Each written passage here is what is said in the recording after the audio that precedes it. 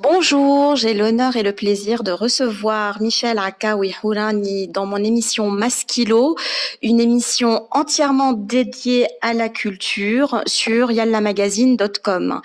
Bonjour tout d'abord Michel, et je suis très contente que vous soyez présente ce jour parce que j'ai lu quelques-uns de vos poèmes dans votre dernier recueil de poésie, Au bord du ciel, un chemin, publié aux éditions L'Harmattan. Donc, je vous souhaite la bienvenue tout d'abord. Merci à vous Nadine de m'avoir accueilli aujourd'hui chez vous et merci de m'interviewer sur ce site-là. Je vous en prie, je pense que c'est incontournable pour les amoureux de la poésie, dont moi je suis une parfaite grande amoureuse de la poésie en fin de compte. Donc, tout d'abord, donc moi, ce qui me fascine, c'est votre parcours en fait. Vous avez fait des études de littérature française à l'université Saint-Joseph au Liban. Tout à fait. Voilà, j'ai fait des études, j'ai une maîtrise en littérature française. La poésie, pour moi, a été une révélation en classe de troisième, et je me suis battue pour suivre ce chemin qui est rare, celui de la poésie et plus largement les lettres françaises. Je pense que nos auditeurs ici présents, qui sont au Québec et partout dans le monde, doivent être surpris qu'au Liban, les gens portent un intérêt encore à la langue française et à la poésie française.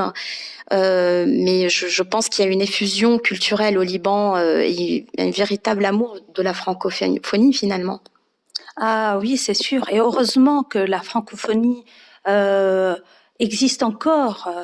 Mais de toute façon, nous héritons ça grâce ou à cause, mais je dirais plutôt grâce au mandat que nous avons eu il y a des années au Liban, le mandat français.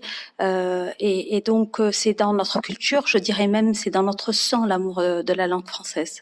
Je pense aussi que ça remonte au temps des croisades et à l'édit de Saint-Louis. Oui. Également, donc je pense que cet amour pour la France est vraiment ancré depuis des siècles et des siècles dans le pays des cèdres. Mais revenons à ce qui nous intéresse.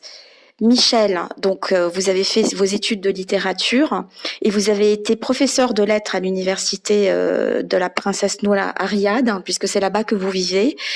Et actuellement, vous êtes doctorante en poésie à l'université Paris-Seine de Cergy-Pontoise et vous vous consacrez entièrement à l'écriture de la poésie. Alors, est-ce que dans votre poésie, vous avez été marqué par les événements qui ont eu lieu au Liban? C'était le déclencheur. La guerre était le déclencheur principal de mon écriture.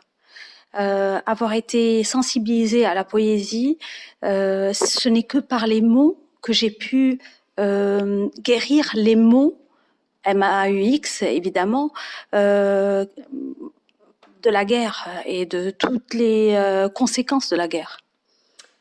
Michel, alors parlez-moi de quelques-uns de vos recueils de poèmes que vous avez rédigés préalablement en fait. En 1994, donc vous êtes diplômé. Tout à fait. Et alors j'ai commencé à l'âge de 15 ans à écrire des poèmes qui ont été lus à l'école évidemment. J'ai été encouragée par les parents et par les profs. Et puis en 2010, j'ai commencé avant 2010 au fait à envoyer mes poèmes à des magazines français en France pour voir ce que ça vaut. Et j'ai été surprise que ça a été accueilli par plusieurs magazines en France et en Belgique et que ça a été édité par ces magazines littéraires. Moi, je suis personnellement pas étonnée du tout parce que on fait appel à vous pour écrire des paroles de chansons. Vous êtes une excellente parolière et Franck Monballet a fait appel à vous et a mis votre poésie en chanson. Hypnose. Vous pouvez m'en dire plus? Oui, alors la rencontre avec Franck Monballet a été comment dire une révélation pour moi. et une découverte. J'ai rencontré Franck lors d'une soirée poétique à l'ambassade de Riyad et je lui ai offert mon recueil de poésie et c'est comme ça qu'il a découvert ma poésie. Hypnose est un poème qui l'a inspiré et l'a mise en musique. Je ne m'attendais pas du tout à ça et c'est à partir de là que ma carrière a pris un autre tournant. Et c'est comme ça, à partir de ce premier poème mis en poésie, que d'autres compositeurs comme Laurent Bomboire m'ont proposé de mettre mes textes en poésie et même d'écrire des chansons comme La Gourmandise qui a vu le jour en 2016 si je ne me trompe pas. Voilà. Michel, je vous dis bravo parce que il y a une telle prolifération d'écriture et de poésie, une telle prolifération que vous êtes même membre de la SACEM, ce qui est extrêmement rare. Bravo, parce que il faut remplir un certain nombre de critères pour être membre de la SACEM. Et puis en juin 2016, eh bien, on vous décerne le 2e prix de la francophonie. Parlez-moi de cela. Être à Riyad, c'est vraiment très difficile par rapport à la culture francophone. C'est un plaisir d'être à Riyad, c'est sûr. Sinon, je ne serais pas restée 24 ans. Mais la culture française est rare. Et grâce à la curiosité que j'ai en moi par rapport à la langue française, à l'amour des mots, que j'ai été piochée ailleurs. Et cet ailleurs, c'est la France, donc j'ai voulu participer à des concours, et c'est comme ça. Alors chaque année, je participe au concours Europoésie, et en 2016 justement, j'ai décroché le 2e prix de la francophonie grâce à des haïkus. Alors les haïkus, pour ceux qui ne savent pas, c'est une forme de poésie très très petite, très très courte, je dirais, formée de 3 vers. À la base, c'est un poème japonais, et pour moi, c'était une découverte et un challenge. Et à partir de ce poème tout court qu'on doit écrire en français, qui doit ne pas contenir de verbes essentiellement, mais plutôt parler d'images, j'ai pu décrocher le 2e prix de la francophonie. Et c'était vraiment pour moi un honneur et un vrai challenge, voilà. Et d'ailleurs, je voudrais attirer l'attention de nos auditeurs sur le fait que votre dernier recueil, qui vous a emmené à Paris, en fait, parce que vous aviez eu votre signature donc le 19 septembre dernier pour signer donc dédicacer votre dernier recueil de poésie, Au bord du ciel, un chemin. Alors je l'ai parcouru, j'ai lu quelques-uns de vos poèmes. Très franchement, j'ai beaucoup aimé. Merci. Et j'ai trouvé que ça s'inscrivait dans la lignée des dadaïstes et des surréalistes. J'ai trouvé que ça m'a fait penser un peu à Éluard, à Aragon, à tout ce mouvement littéraire en fait, parce que vous vous inscrivez complètement dedans. Hein. J'ai eu l'impression que vous étiez extirpé de cette période. Des nouveaux romans, de la nouvelle poésie. Est-ce que vous faites partie de ce mouvement? Alors, je vais revenir un peu plus en arrière.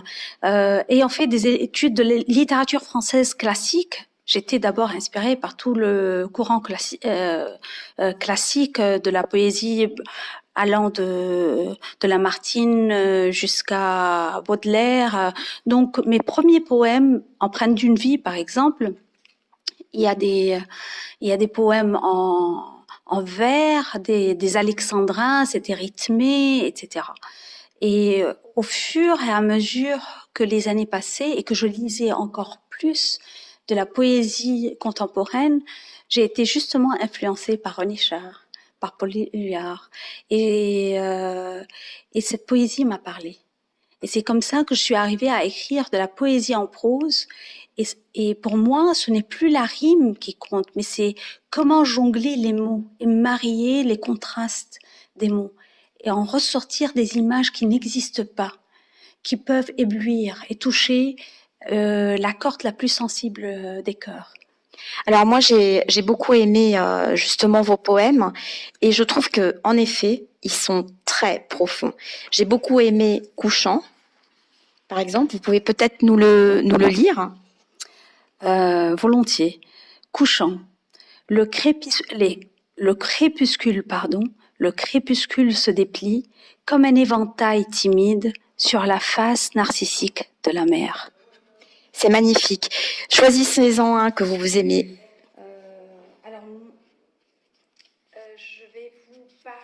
Je vais vous lire Pause bavarde, c'est complètement différent, mais ça parle de l'écriture. Pause bavarde. Le poète.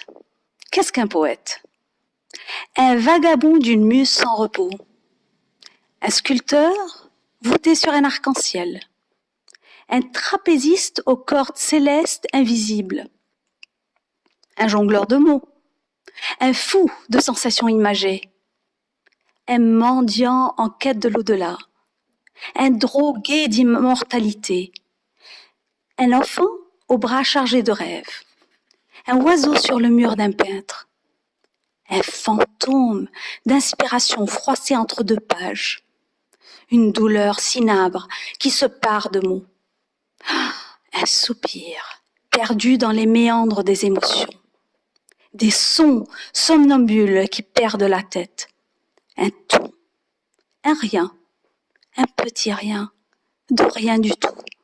Une brève pause bavarde sur cette pauvre page blanche. C'est magnifique, hein, et je confirme, vous vous inscrivez dans le mouvement des surréalistes, mais c'est très profond et très subtil et j'aime beaucoup, beaucoup. Dans quel contexte avez-vous écrit ce recueil de poèmes? Qu'est-ce qui vous a inspiré en fait dans cette écriture? Alors, c'est une histoire douloureuse, mais qui finit bien, heureusement, parce que la vie est pleine de bonnes surprises. Heureusement qu'on a l'espoir.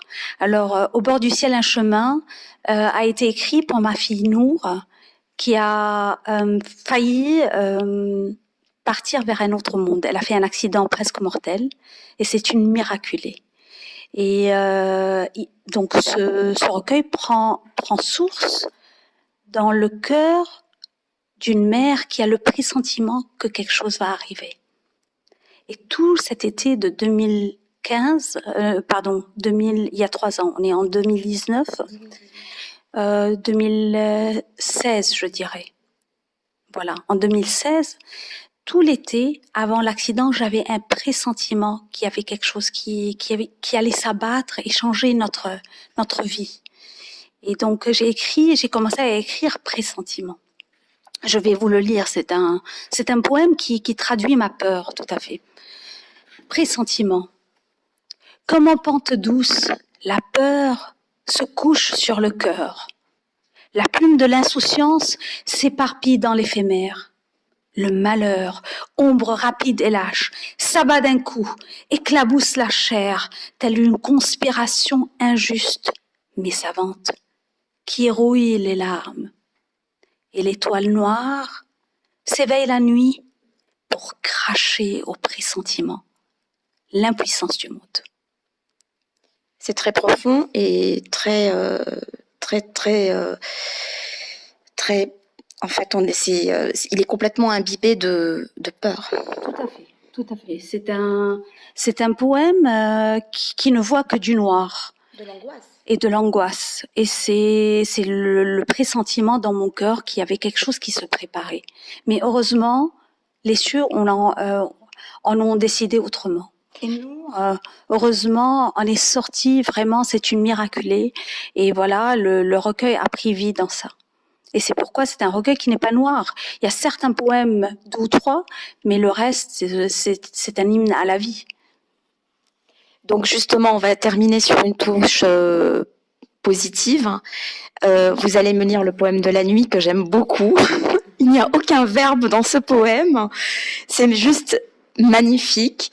Je vous laisse le soin de le lire. Merci. C'est un de mes poèmes préférés, effectivement, parce qu'il n'y a pas de verbe et il se termine sur le rêve. Voilà, je vous laisse le plaisir, j'espère, vous laisser le plaisir de le découvrir. La nuit. Un lit entre 2 dormeurs. L'aube sur le lit. Le lit près de la fenêtre. La fenêtre sous l'arbre. Un nuage au-dessus de l'arbre. Un songe dans les nuages. C'est magnifique, magnifique. En tout cas, Michel Akawi-Rourani, merci beaucoup d'être venu dans Maskilo, l'émission complètement dédiée à la culture. Je me ferai une joie et un plaisir de vous recevoir d'autres fois pour découvrir d'autres poèmes. C'est vraiment un plaisir que vous soyez venu et je vous dis à très bientôt. Merci beaucoup, mille merci de m'avoir accueilli ici et j'espère à très bientôt pour encore un autre recueil qui va voir le jour bientôt. Sûrement, et je vous souhaite bonne chance pour votre doctorat en poésie. En tout cas, je vous invite, chers auditeurs, à vous procurer le plus rapidement possible le livre de Michel Akawi-Rourani, Au bord du ciel, un chemin, publié aux éditions L'Harmattan, Poésie. Et merci encore, à très bientôt.